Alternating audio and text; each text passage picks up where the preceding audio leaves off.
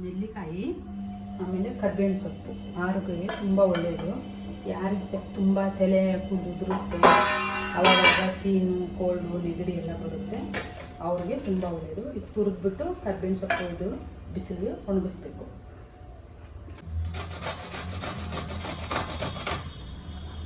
ಇದರಲ್ಲಿ ಇಷ್ಟು ಕರ್ಬೇವಿನ ಸೊಪ್ಪು ಹಾಕ್ಕೊಂಡಿದ್ದೀನಿ.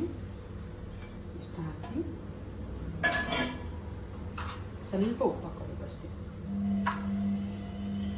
ಇದನ್ನು ಹಿಂಗೆ ಕಲಿಸ್ಬಿಟ್ಟು ಒಂದೆರಡು ದಿವಸ ಚೆನ್ನಾಗಿ ಬಿಸಿಲಿಗೆ ಒಣಗಿಸ್ಬೇಕು.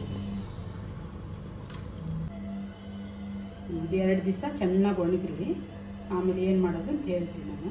2 ದಿವಸ ಒಣಗಿಸ್ಬೇಕು ಚೆನ್ನಾಗಿ ಬಿಸಿಲಿಗೆ ಒಣಗಿದೆ.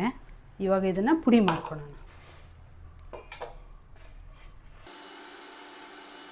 ಇದು ಮಿಕ್ಸಿಗೆ ಹಾಕಿ ಪುಡಿ ಮಾಡ್ಕೊಂಡ್ವಿ.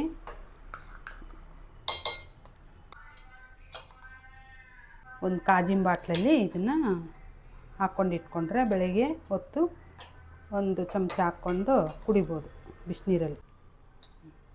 ಸಣ್ಣ ಸ್ಪೂನಲ್ಲಿ 1 ಸ್ಪೂನ್ ಹಾಕ್ಕೊಂಡ್ರೆ 1 ನೆಲ್ಲಿಕಾಯಿ ಲೆಕ್ಕ ಬರುತ್ತೆ. ಹಾಕ್ಕೊಂಡು ಅದಕ್ಕೆ ಸ್ವಲ್ಪ ಬಿಸಿನೀರು ಹಾಕಿ ಇದರಲ್ಲಿ 1 ಚಮಚ ಹಾಕ್ಕೊಂಡ್ರೆ 1 ನೆಲ್ಲಿಕಾಯಿ ಇದು ಬರ್ತಾ ಹಾಕೋದಂಗೆ. ಇದಕ್ಕೆ ಬೆಲ್ಲ ಅದು ಹಾಕೋಬೋದು, ಉಪ್ಪಾದರೂ ಹಾಕ್ಕೋಬೋದು, ಇಲ್ಲ ಹಾಗೇನಾದರೂ ಕುಡಿಬೋದು. ಡೈಲಿ ಕುಡಿಯೋದು ಬಂದರೆ ಆರೋಗ್ಯ ಒಳ್ಳೆಯದು.